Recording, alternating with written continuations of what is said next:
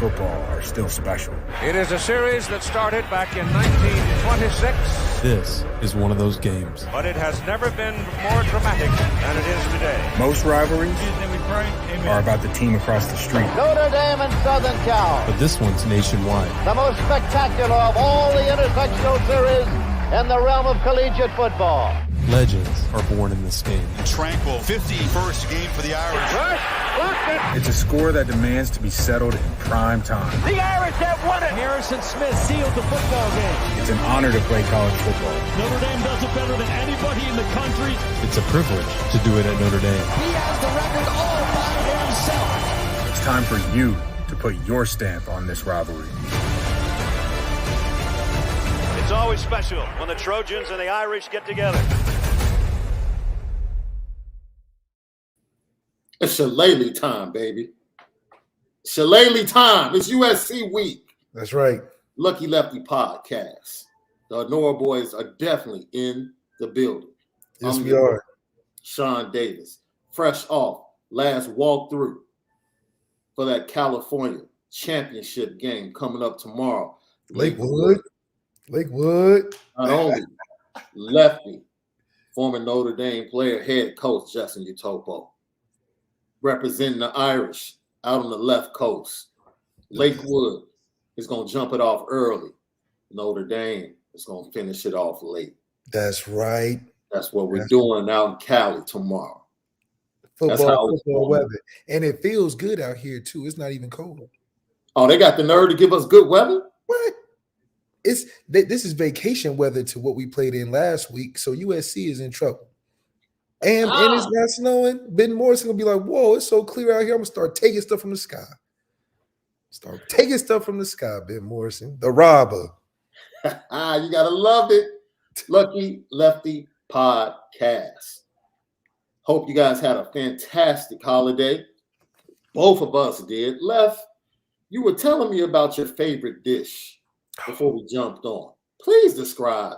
I still have the screw face. Please describe for LL Nation what you experienced on yesterday. It was something of an experience. It wasn't even a dish. That's why I was so surprised. I said it was my favorite of the whole day. It was a French toast cinnamon roll dessert cake. Right now, that's just the foundation. You know. That was then they decorated it with this berry sauce.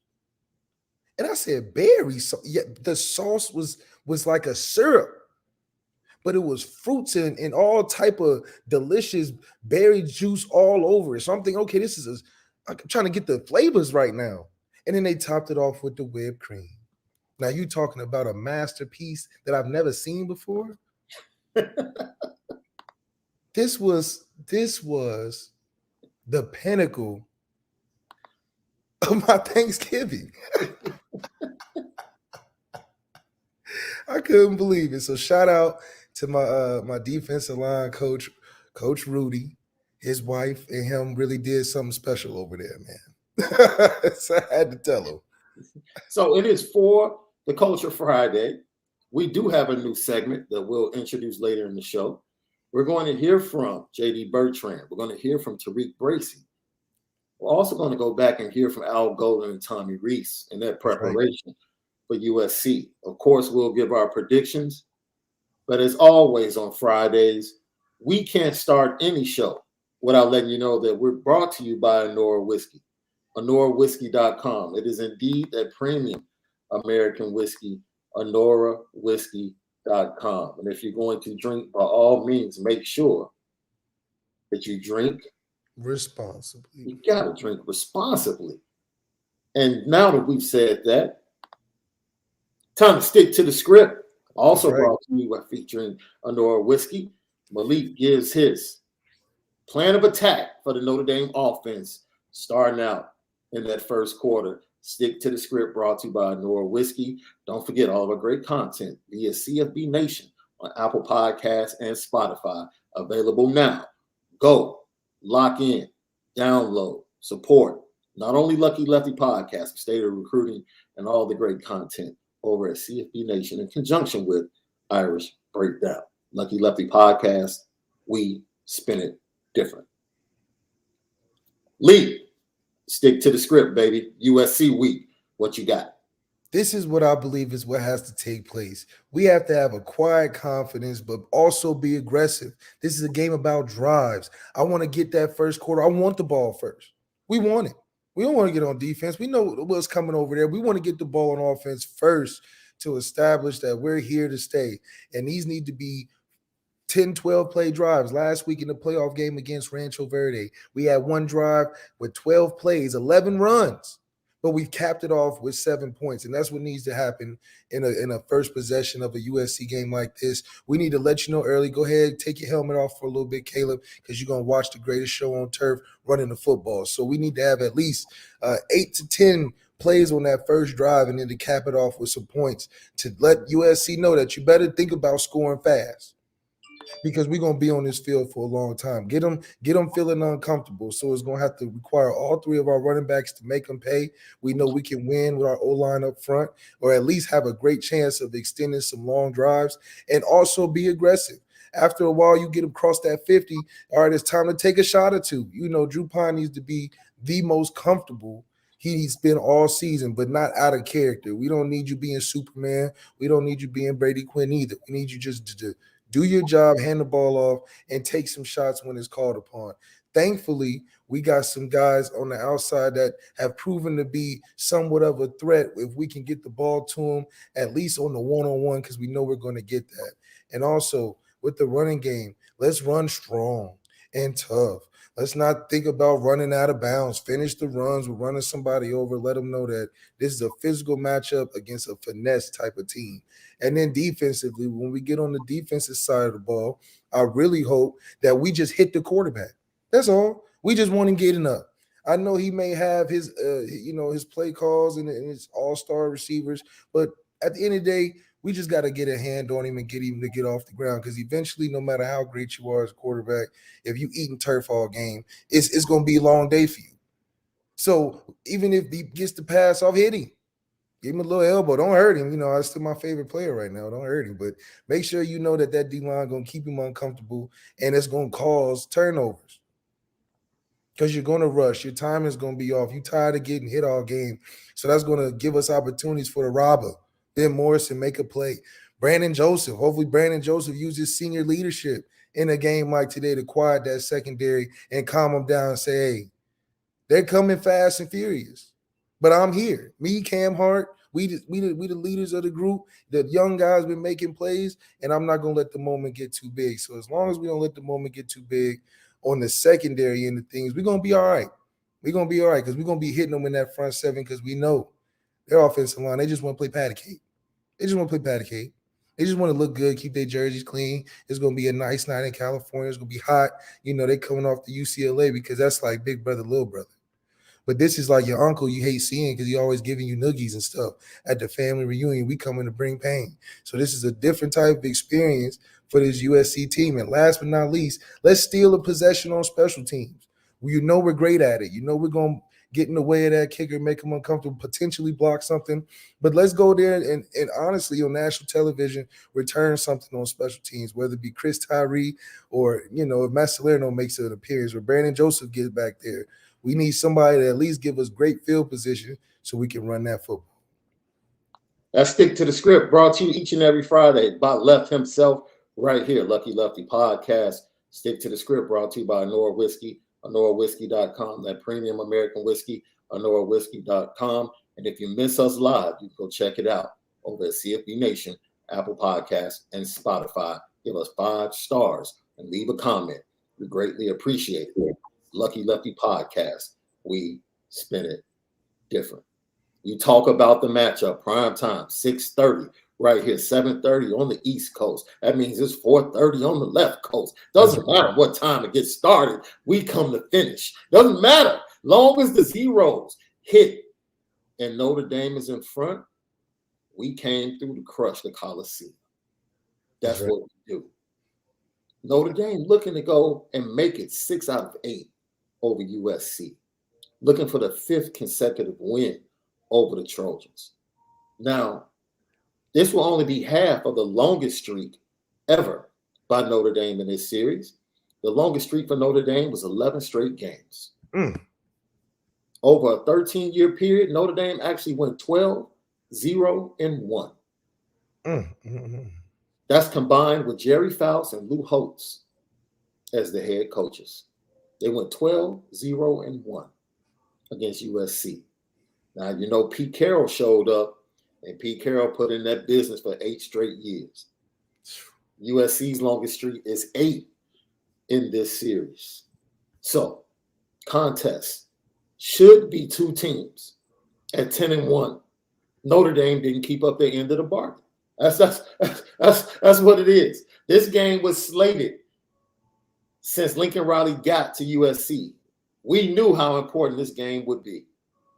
And we knew USC physically would not be able to really deal with Notre Dame in the trenches. It should be a matchup of 10-1 teams. Notre Dame did not keep up their end of the bargain. But here we are, ready to rock and roll. Notre Dame over under. You ready to play a little bit? Let's play a little bit. Over under. Drew Pine, over under 150 tomorrow. Gotta be over. Please. Unless we just kicking ass on special teams and we're in like the 20 the whole game. You know, but yeah, I need you to be over 150. Notre Dame, over, under 200 rushing yards. Over. I feel like we starting rushing yards right now. We probably run home. We don't even need to fly home. We can run home. I think we'll be able to thoroughly accomplish that just because the second half we'll see it show up. First half, they're going to give us their best physical showdown, but they don't lift better than us. They don't lift harder than us. They're not bigger than us. They're not stronger than us. And we're going to see that in the run game. We got 3 grown men at running back. Not 2, not 1. We got a whole bunch back there. And you know, Drew might give you a little scramble or something. So he might add to it as well. Logan Diggs, over 100. Over. You got Logan going over 100? I think him and Audrey could get over 100. Together? Each, I mean, yeah, that's what I mean. They would do it at the same, yeah. Both go over in the game. No need for me to go to Aldrich then.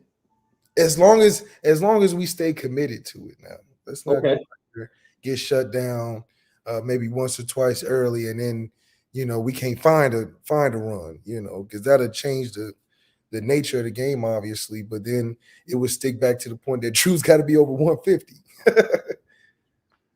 Notre Dame defensive line, over, under 3 sacks. I'll say under because I just want to hit him. So sacks are going to be, you know, irrelevant almost because you know they're going to keep throwing anyway. So I just want to just keep him on the ground as much as we can. So sacks, I'll say under, but I think if we had 3 and at least, it should come from Fauski.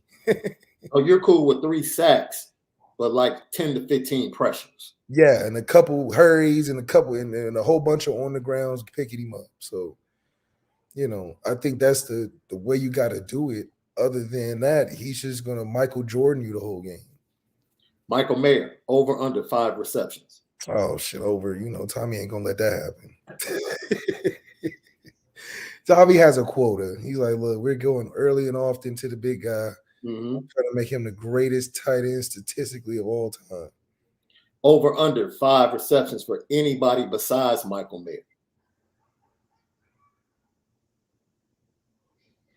I'll say under. I don't think this is a game we're going to be trying too much cute stuff on the outside, unfortunately. But I think that also complements why we'll run so well and then hopefully take some shots to maybe a Styles, a Lindsey, Jaden Thomas, somewhere in there, at least more than once, but not over 5. Caleb Williams, his Heisman moment is right there for the taking. It's a lot on his shoulders. That defense can't stop a cold. Caleb Williams, over, under 350. You'll have over that. Because if he don't, I mean, we'll probably lose by like we'll probably win by like 100 points. If he's under 350 yards, we would destroy them. But, you know, he had 500 last week, so the least you'll get is 350. You know, you might be just a total offense standpoint. You know, I think he'll give us over 350, but not 500. You know, I don't think he's going to give us 500 either. Notre Dame, over, under, 1 turnover. Us turning it over? I think we can get, you said over 1. Oh, I think we can get 2. I would feel good about saying we can get 2 turnovers confidently. Just because it's just the ball gonna be in the air. You know. So you're talking about strip sack. Yeah, and then it's, we're gonna be hurrying and pressure. There's gonna be some mistakes. Mm-hmm. Interception. Yeah, he's still a college kid. Yeah. And we might get a fumble, because the running back ain't the starter necessarily. It might be one of those type of deals. I think they'll be more nervous than we would going in. USC defense, same thing. Over, under, 1 turnover. How many will they create? They lead the nation in turnover ratio.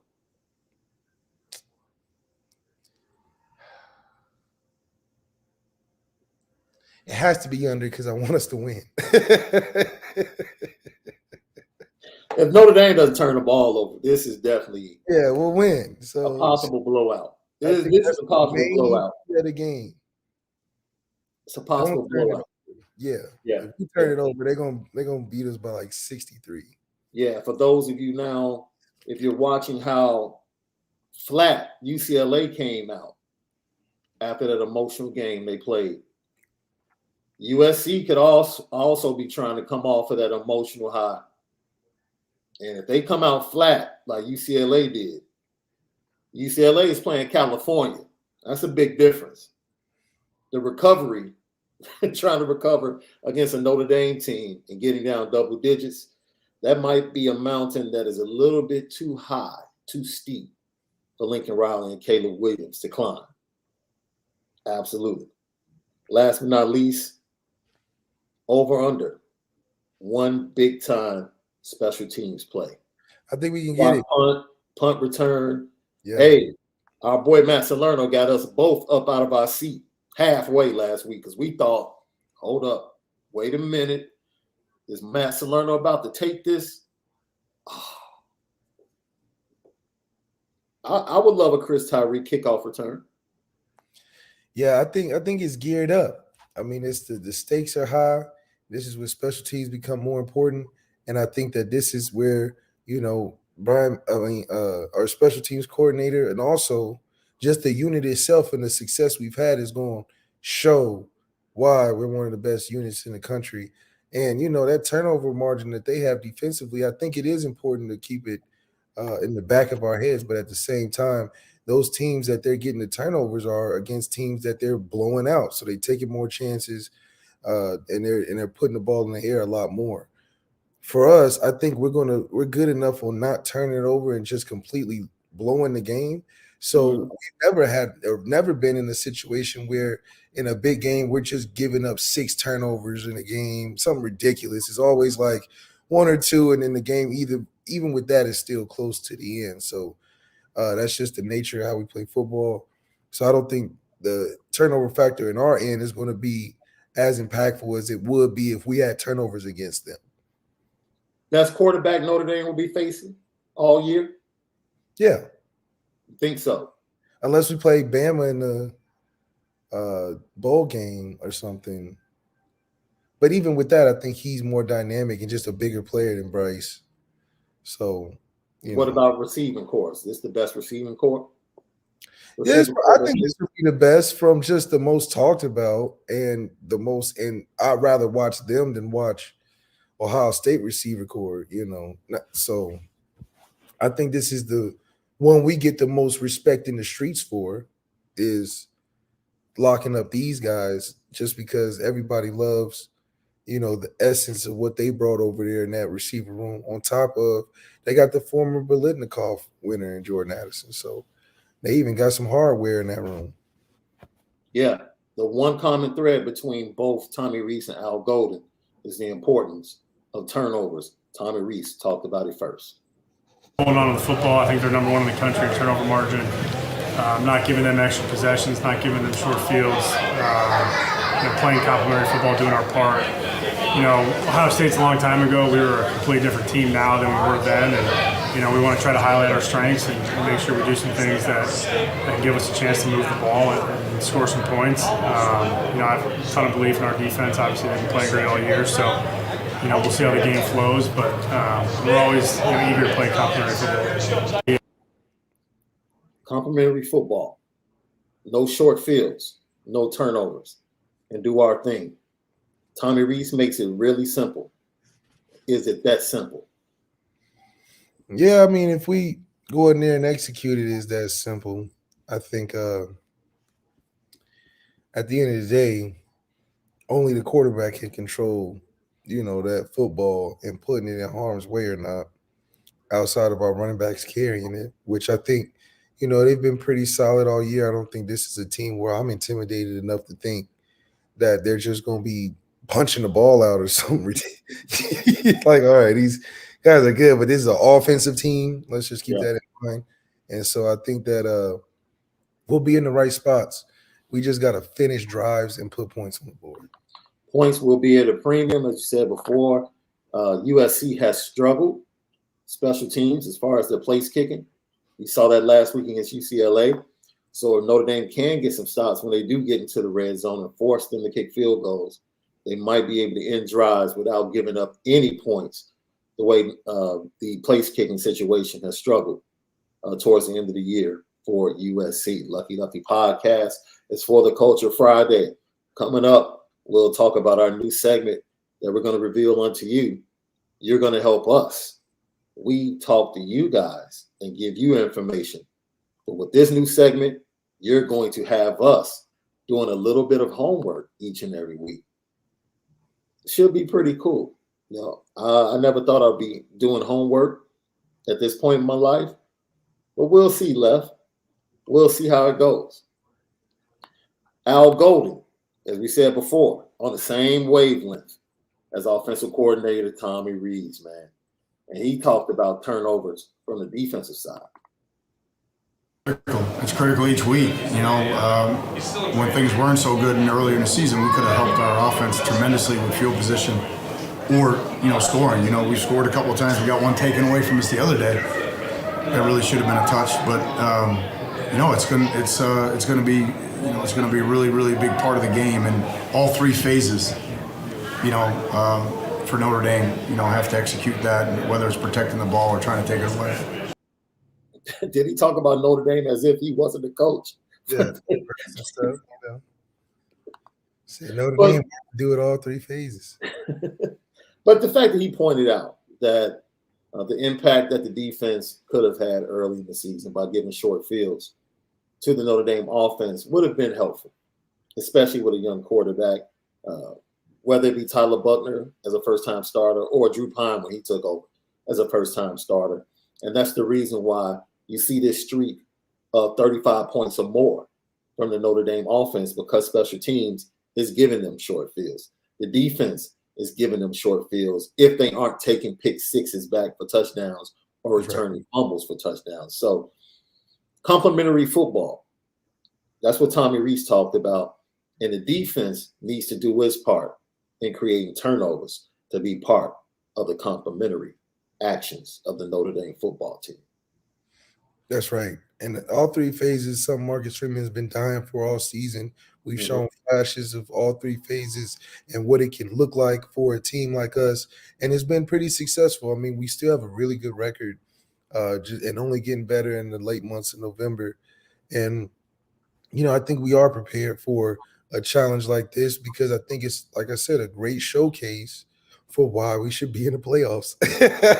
But also at least in the top 10 where we're around teams that we're more familiar in being seen with playing at the end of the season anyway. I think there's a lot of fraudulent teams ahead of us, and this is a chance to show why we think that's the case. And so winning a game like this will reverberate hopefully through the college football landscape, but also through recruiting.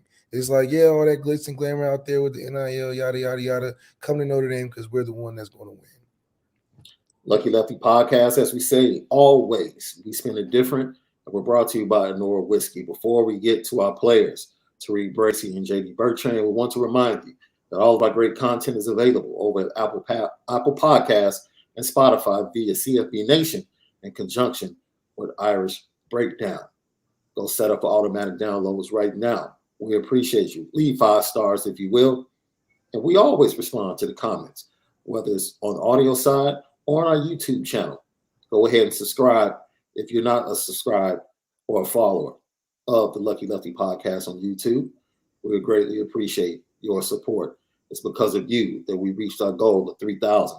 And now we continue to march on to 5. Because of you, LL Nation, we spin it different. It's a lot talked about. One of the best units to kind of recover from a disappointing first half and make an impact for the Notre Dame defense has been the linebackers, where the secondary, more than anyone, has probably been the most impactful lately, of course, because of Benjamin Morrison. But Tariq Bracy played absolutely fantastic to start this season, starting the way he played against Ohio State and the way he locked down guys like Josh Downs in North Carolina, so on and therefore. Now we come to the best receiving core that they may face all year. And Tariq Bracy gave his thoughts on the offense he'll be facing and the rivalry. Good receivers, they got a good group, explosive group, and we've been watching film and seeing what we can take away and how the game's gonna go. So they're a good group and just another challenge for us. What's the excitement level like to be able to play in this game, top 15 matchup with your arch rival?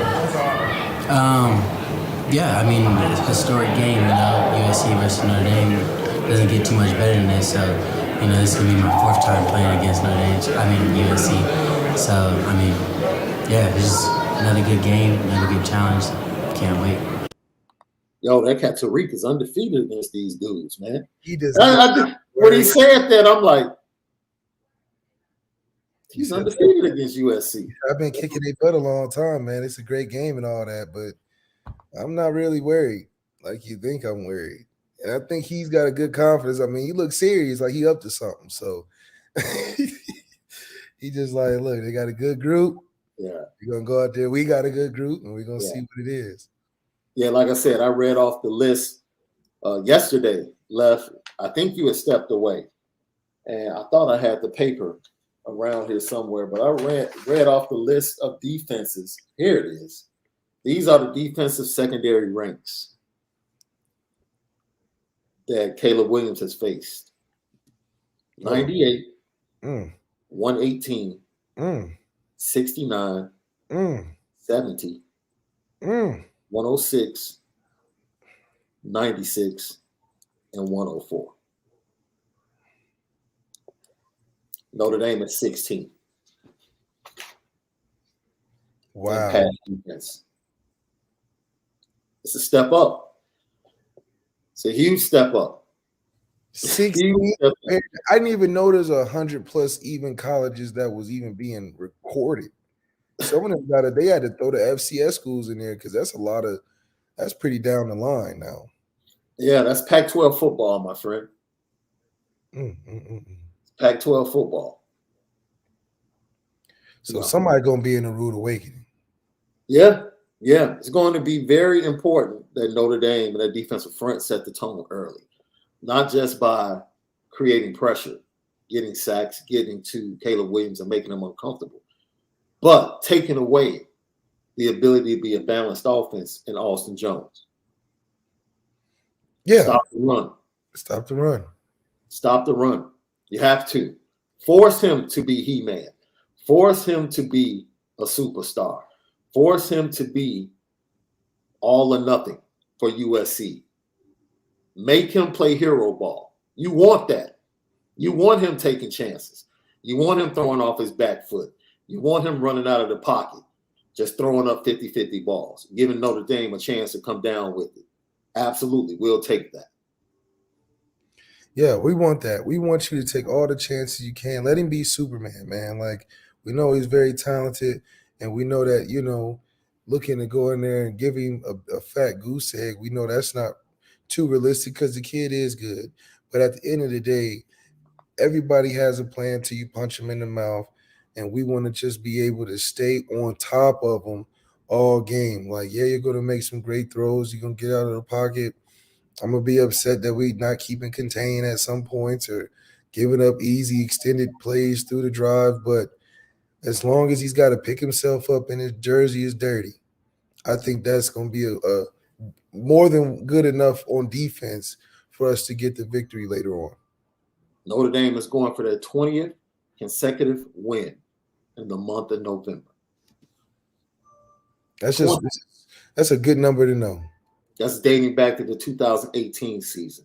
So the narrative that Notre Dame can't win big games late in the season has kind of, I'll give BK credit for eliminating that before he left. We continue. It's a reason why before November started, we started the hashtag Sweet November. Because we felt like that was coming. We felt like the team was trending in that direction. And honestly, we just didn't have respect for Clemson and USC if we're going to keep it a buck. Or Michigan. Michigan. So we just didn't. We just didn't have the respect for two of the best teams that we were going to face in November. And we've already seen that we were right with the first team being Clemson. We'll see whether or not USC can rise to the occasion and prove us wrong on tomorrow night. Lucky Lefty podcast. So, let's dig into this. JD Bertrand, surprisingly, last 3 games that he's played and watching him be missed against Navy the way he was, it's vitally important that he plays a good game. Now, his mom went to USC. He grew up pretty much in a USC household, and he gets to go home to California with an opportunity to spoil everything for everyone in his household and USC on the football field. And he talked about what this game means to him. Biggest thing is always just an execution piece, and every single day, every single game, like, we need to work on that. Can always be better. But the second thing is, I mean, the ball attempts and the stabs and clubs and stuff were all there. It's just good that they're finally coming into play and we're finally getting those opportunities and people are stepping up and making big plays. Let's get 2 more. JD, I think only 3 guys have played over 500 snaps this year, which is different than last year. Do you feel fresher, and do you get the vibe that the defense feels fresher heading into the final game of the regular season? Most definitely. I definitely feel fresher, and then I've missed some games and just had some weeks that have been a little lighter, and so my body feels a lot better. But also from last year, I learned how to better take care of myself off the field, and so that also plays a role into it. And then speaking of our defense as a whole, I mean, I think we're ready to go, and we're just excited to be able to get. Yo, look, all week we've heard the coaches, Marcus Freeman, both coordinators and players say, yo, we're ready to go. Yeah. We're ready to go. Like, yo, let's just kick off. We're ready to get at these boys. That's a great feeling to have as a fan base, that your players, your coaches, everybody seems locked in on the task at hand. Man, it's good to know it's a calming factor that you feel that they're going to go into this game with. And when you're going into a big game like this calm, we're going to be able to stay dangerous. And I think starting fast is going to be very possible for us because we're going to go in there confident in the game plan, what the coaches laid out there, and in our own ability. We know that this U.S. team is a fast food team. You know, they just started tasting good yesterday, but we know we got that grandma kitchen recipe and that Notre Dame team that, you know, we used to good old faithful. You could never go wrong, and we always gonna give you consistent flavor. This is like Cane's chicken at USC, man. They just got good. You know, they're not even Chick-fil-A. So, you know, we're gonna really go in there and handle our business, and then we're gonna show them what the real cane sauce tastes like. Did you just refer to these dudes as Cane's chicken? Real talk, the last time I was in LA, my baby girl asked me to take her to Cane's, and the line was like down the block. Like, yeah. Of course, they don't have as many Cane's in the LA area as they do in the Chicago area. Right. So the demand is like crazy out there. But look, bro, come on, man. Cane's. They just chicken fingers, man. They're just chicken fingers. That biscuit sandwich that Chick-fil-A has for breakfasts Oh, it's 8-1. It's pretty impressive. Yeah. The Chick-fil-A, man, their breakfast, they could add a little more depth to it. They give you about a half a biscuit and a half a chicken nugget. I don't know how they so stingy on that, but at lunchtime they go crazy.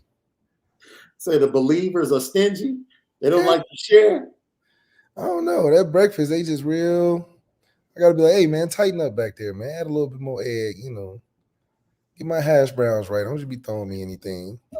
Oh man, of course, it's For the Culture Friday. You guys, you can ask us anything, any question.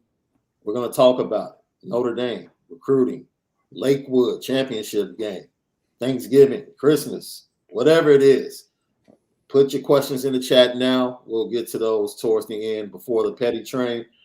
But right before we get to our new segment left, it's prediction time. Notre Dame faces off against number 6 USC, looking to extend the streak to 5 straight for the Fighting Irish. You already said it's going to take more than 35 points to win this game. 38. Give me your prediction for the matchup tomorrow night in prime time. I got us 38-35, Notre Dame. 38-35. You have a close one. I'm sorry. 38-28. That's what I got. 38-28. 38-28. I'm gonna go. I have to go and double check. I predicted this game already. My prediction: Notre Dame 41, USC 28. Okay, you got 3 more than I do. Okay, that was my prediction. Notre Dame got us by 2 scores for sure. Notre Dame 41, USC 28. Let's get to some of your predictions. Ryan Loftus, he has a 37-24. Coach Vic 7, our guy. Thank you for tapping in, my boy. 38-14. They've been held by low. They've been held low to Oregon State, wasn't it? Yeah. Or 10-13 or something like that. Yeah.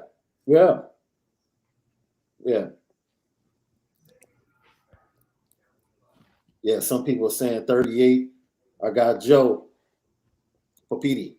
With 38, we'll have to score on defense and special teams. Heck, that's what's been happening. That's what's going to happen. Like Tommy Reed said, complimentary football. That's right. James McNeil, you're right. It is a betting handicap. Absolutely. I really think Notre Dame is going to put up points tomorrow because of all 3 phases. This is a full football. Look, Tommy Reed said it. We aren't the same football team we were against Ohio State. Nope. They're not.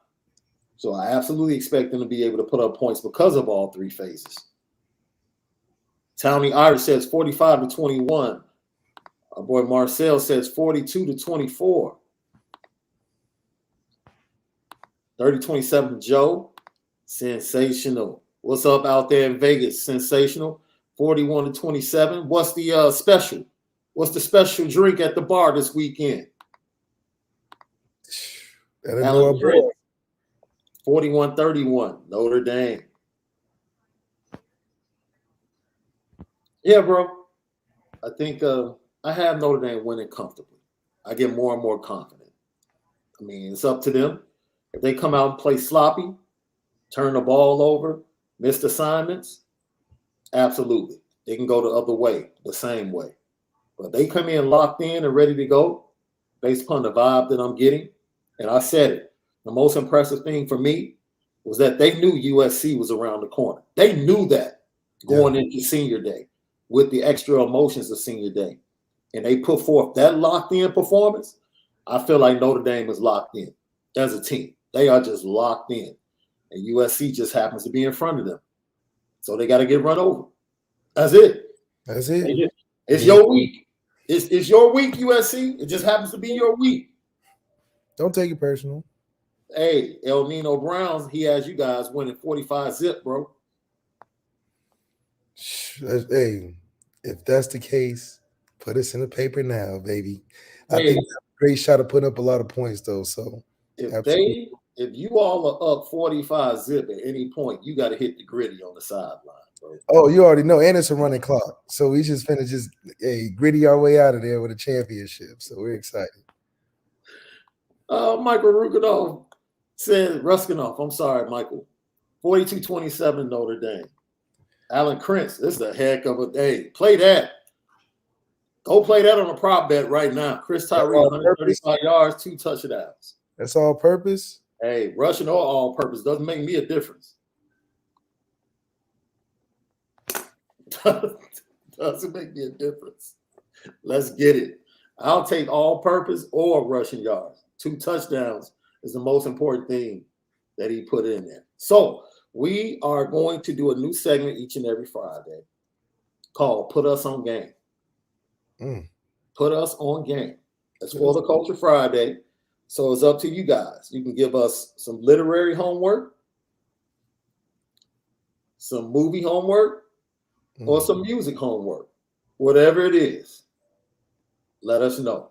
Put us on game. Let us know something that we're missing out on that we need to check out. It could be a TV series. I woke up this morning, bro. Baby girl had to be at the airport at 3:45 for her 5:30 flight.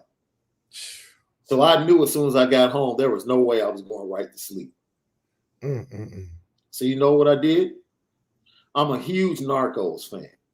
Oh, me too. Both of the series, Colombia and Mexico. Huge Narcos fan. So I went through Narcos, Mexico, from start to finish. That cat Felix was a G. Didn't play. He didn't play. Great series. I did the full season 1. So I'm probably going to do season 2 sometime this weekend and then finish off season 3 sometimes next week. So that's what I hopped on. I saw The Godfather. I saw Harlem Nights, some other things this weekend. So put us on game. What are you listening to that we might not have listened to or heard thus far or read or seen, TV series or movie? Put us on game to let us know what we need to check out. This is something. Thank you, Joe. I have not started it, but I've heard great things about it. The Andor on Disney Plus.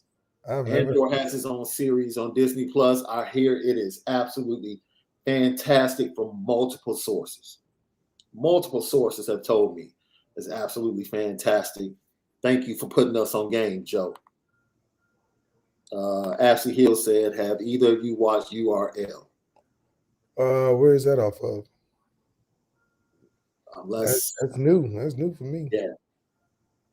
I watched TRL back in the day on MTV. I don't think I've ever seen URL.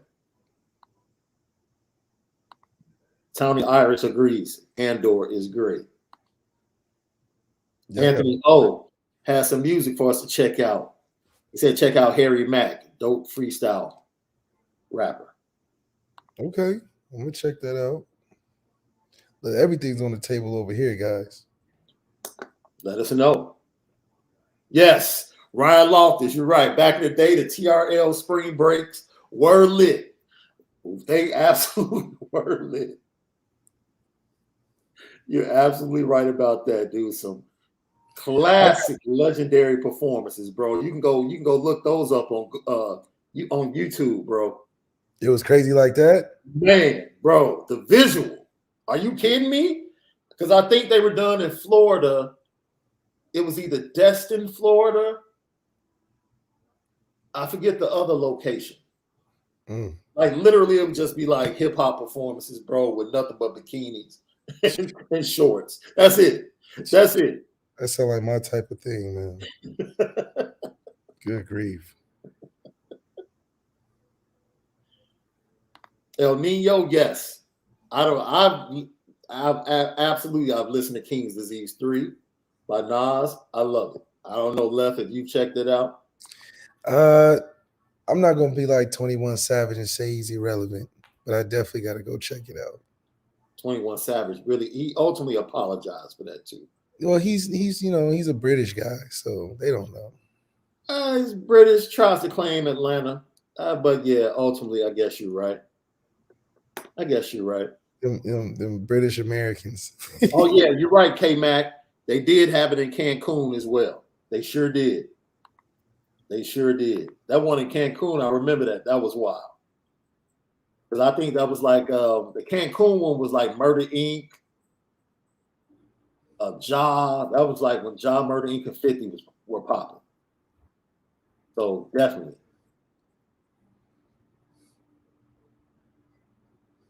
All right, let's get to these super chats before we get out of here, bro. I got Joe Papiti. Malik, it's an honor to be on here with you. You've given me some awesome Irish memories. I still hear my dad saying, now that man can play. Hey, man, I appreciate that. That's real. Shaun, awesome job as always. 30 to 27 Irish, go Irish. Thank you for that super chat, Joe. I got Just in the Gal. What's up, Gal? What's up, Gal? Gal, if you aren't watching Andor, I'm out. I'm sorry. I haven't had time. It's a lot on my plate. I have not had a lot of time to really just binge watch anything. And series like that, I don't like I don't like watching one episode and then having to wait all week. I prefer to wait for the series to end and then just binge watch it. That's my preference. Okay. Some people like the week to week. I'll just let it end and then I'll watch it, all the episodes consecutively. I'll binge watch it. That's my thing. That's what I like to do, Left. See, it's the little things in life. I'm telling you. Say what? Who said this? Paul Kinlan said Gooseby said Notre Dame has a jockey as quarterback. I don't even know what that means. Talk about his size. Oh. Oh no, that's crazy. Yeah, I mean, that's probably right. He definitely looks like he could be a jockey. Like, look, real. Man, I'm not doing that. So thank you. You guys are giving us homework. We'll definitely do that, and we'll report back next week. And hopefully, you guys can have some more things that you can put us up on game right here on the Lucky Lefty Podcast, CFB Nation, Spotify, Apple Podcasts. Go now. Give us all of that great, get next to and get all of the great content that we give you, along with State of Recruiting with John Garcia Jr., who joined us on Wednesday. Great show talking about December the 2nd and 5th coming up. The FCS and FBS transfer portals that will change everything recruiting-wise leading up to signing day on December 21st. Go check it out. It's available on Spotify, Apple Podcasts, courtesy of CFB Nation, Lucky Lefty Podcast in conjunction with Irish Breakdown. You already know we spin it different. Now, bro, I don't know about you, but where Notre Dame sits right now, possibly being 9-3, it's a bright future. It's a bright future. What makes you feel good right now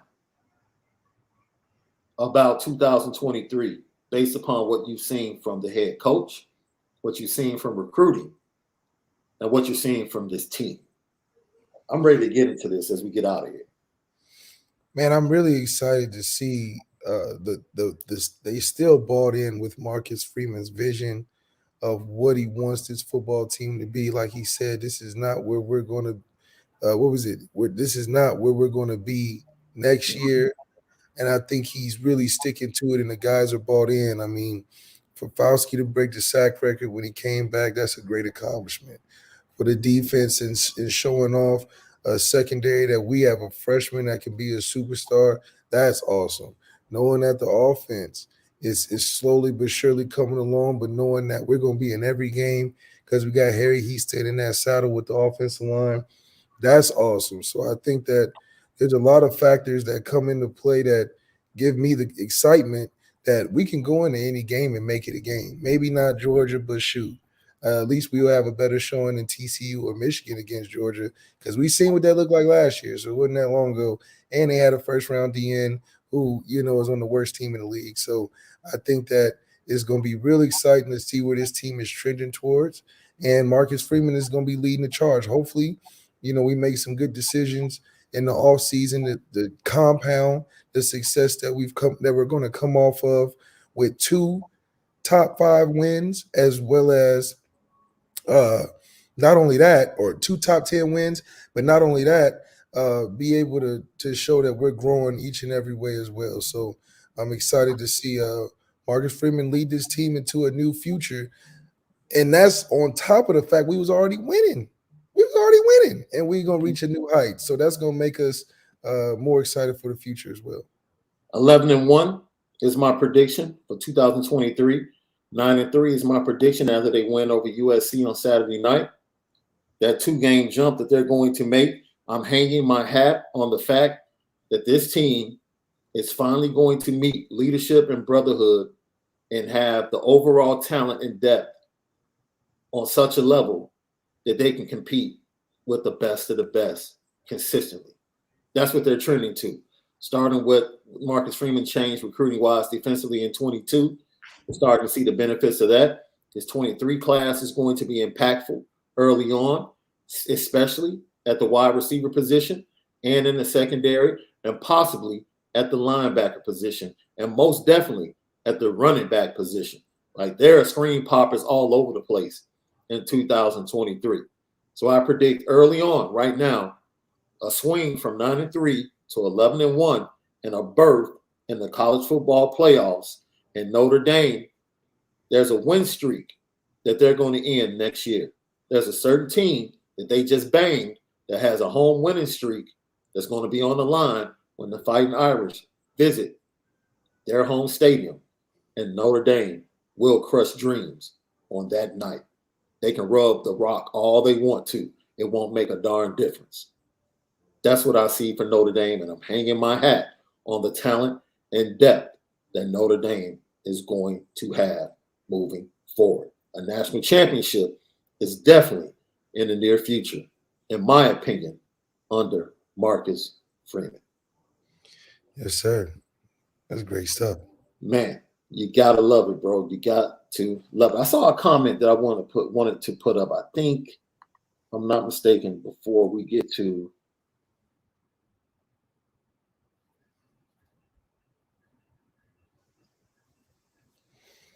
let's see. Did I miss it? I might have.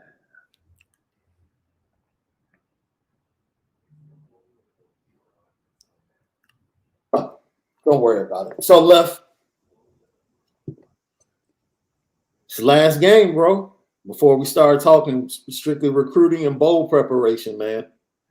I watched that Cincinnati game earlier today. Yeah, against Tulsa? Notre Dame. No, they played Tulane. Oh, Tulane. Yeah, Tulane. Notre Dame beat the hell out of both of them, dog. Easy. Like, I'm easy. Notre Dame will beat the brakes off of them. It doesn't matter.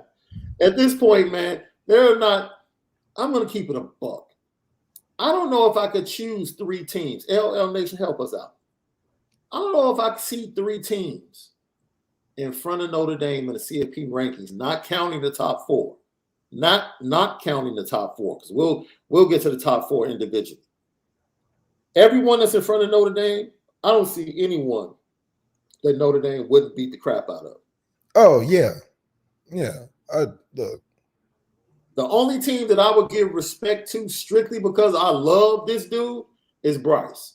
Like, I just think Bryce would keep it close. Yeah, Bryce would keep it close. But, but we, on the other hand, everybody else in front of Notre Dame, this Notre Dame team right now. And that's the good thing about us having games that are still relevant on the schedule in late in the season, is because we're still reminding you, like, y'all gonna run your conference championships and forget that we still whooping tail in every conference. So it's not about us joining anything, because we're always getting better in November. And we keep y'all reminiscent of that with our scheduling. SC, we wanted y'all. Yeah, facts. Clemson, we owed you one. And we put Ohio State on there just to let you know we're not afraid of nobody. So, we're making headways that not only do we not need a conference, but people still tuned in at the end of the season to Notre Dame. So I lost the comment, but the comment was basically another super chat, Joe Papiti, I'm sorry. This incoming class is special, and it's only the beginning. This team is being transformed before our eyes. Right before our eyes. Hello. Not just the players, the coach. We got to watch a head coach become a head coach right before our eyes. The staff that literally has only been together 7.5 to 8 months. You're watching them become cohesive, especially from an on the field, game to game standpoint. They've done a great job recruiting. And let's be real. There's a great opportunity for Notre Dame to finish with 27 kids. In my opinion, I think they end with 27 kids with an outside chance of 28. If they get the kids that I expect they can get, we're going to have to tip our cap to Tommy Rees, because this would be one of the most impressive offensive classes at Notre Dame in a while, especially since Kenny Minchie is now in the class. Yeah. Like, you have to tip the cap. Like, for all the things that we talk about and we put under the microscope, if they finish the way we feel like they can offensively,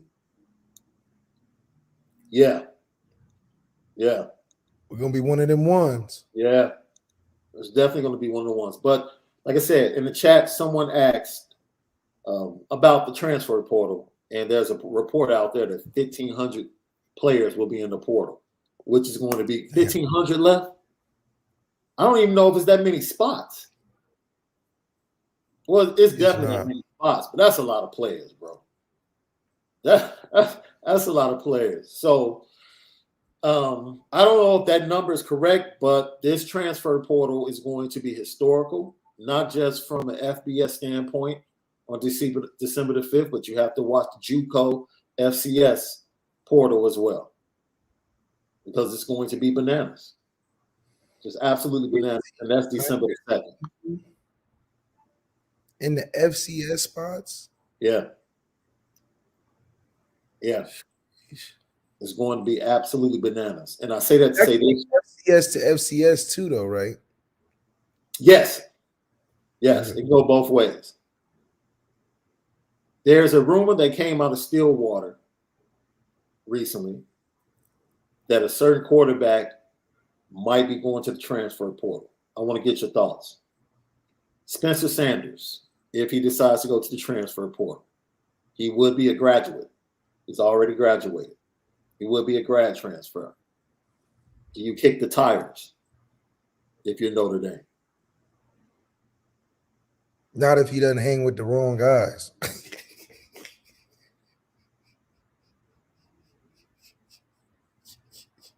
Lucky Lefty podcast. I don't know. I think we didn't call Caleb Williams.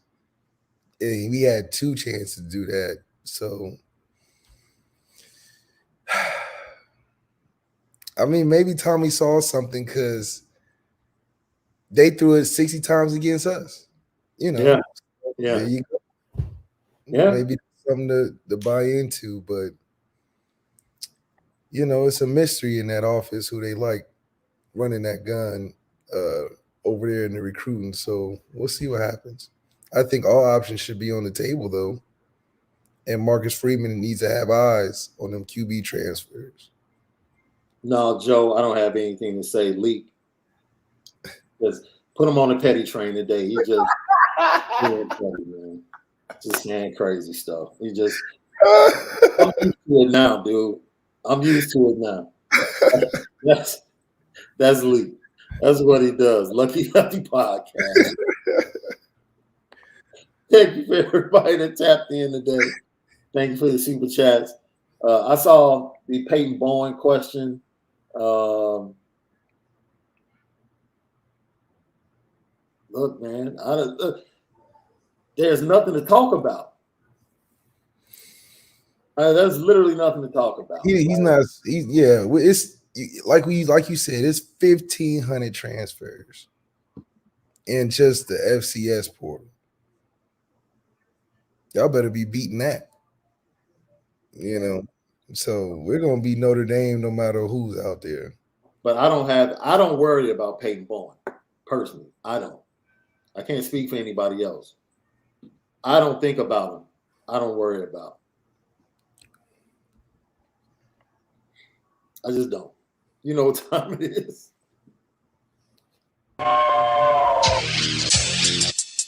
Petticoat. Petticoat.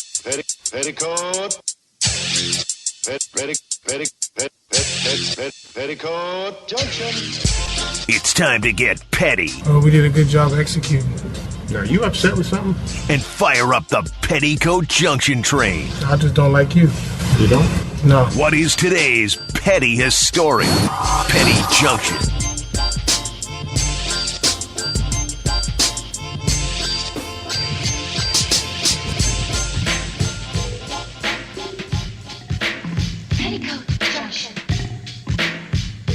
Petty Junction, petty story of the day brought to you by Onora Whiskey. OnoraWhiskey.com, that premium American whiskey, OnoraWhiskey.com. Hey, bro. I don't know if you saw this.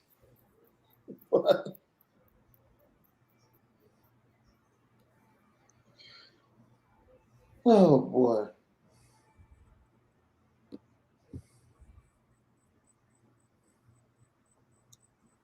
Field turf, bro. I was watching. Look, man, I watched Von Miller go down yesterday, bro. I feel bad because he is the equalizer to Patrick Mahomes for the Buffalo Bills. Like that's why they got him. Von Miller. Like he's the one that closes out a game against Kansas City. And if they don't have him against Kansas City, and right now Kansas City is going to be hosting with the number 1 seed the way it's looking right now. Once again. So, I just have to think that players love playing on natural grass. Oh, yeah. I think that's just like the underlying issue that you're seeing like in New York. MetLife has to change their field. That's why they can't keep anybody healthy. And I think that's pretty crazy to think about considering, I mean, Sterling Shepard hadn't played since he got field. Yeah. And so every time he touched the field in New York, Saquon couldn't stay healthy for a long time on that same field. So, you know, I think it's something how that field turf is definitely a hindrance, but then you go to Kansas City, they play on grass and they winning all the time. So maybe there's something behind it. And they're a pretty healthy team too. Yeah. I mean, outside of getting fracked like Juju. Yeah. And Lane Kiffin, stop lying to your team, bro. You know darn well you're talking. You know darn well you're talking to Auburn. Stop. It's an easy choice. Auburn, Ole Miss. Auburn, Ole Miss. Stop playing. He just can't keep it real, man. Dude, now I know some people like, what is he supposed to say? How about nothing? Yeah, or nothing. Anything but lie. Yeah, he be lying too much. Anything but lie. Don't lie. Don't lie. And last but not least, you see what my boy from Chicago does when that scrub is not on the court? I just want to point it out. 35-15, boy. That's what we do. We don't have certain people holding us back. That's all I'm saying. Oh, that's all I'm saying. Controlling the ball, holding the ball. Russ is even getting loose. That's all I'm saying. You said Russ even getting loose. I won't mention his name. Goodness. He might be the biggest liar in the history of sports, though. In the history of sports. In the history of sports. And he claims it. I'm like, Jalen Ramsey was darn right for saying something. Somebody got to ask. Facts. Lucky Lefty Podcast, great show. Thank you guys for tapping in with us. As we said before, Malik, they had practice, run-throughs, meetings, all of that to prepare for tomorrow's championship game. Thank you for being patient and giving us some of your time on this Friday evening once again. CFB Nation, Spotify, Apple Podcasts, in conjunction with Irish Breakdown, all of our great content. Go check it out. We got you prepared for this USC matchup all week long. And we talk recruiting with John Garcia Jr. It's the Lucky Lefty podcast. We spin it different. For Left, I'm Shaun Davis, man. Hey, it's that 6:30 start. Yes, you got to wait all day. We know how it is. You'll be, man, the nerves will be bad by kickoff. We understand, but hang in there because the ending would definitely be worth the wait as Notre Dame looks to stretch its consecutive win streak to 5 consecutive wins over the USC Trojans. 6:30 p.m. Central, 7:30 p.m. Eastern in the Coliseum. For Lucky himself, I'm Shaun Davis. We bid you adieu until we talk about it on Sunday. Post-game show right here, Lucky Lefty Podcast. Have a great evening, but most of all, you have to make sure that you spin it different. We'll talk to you.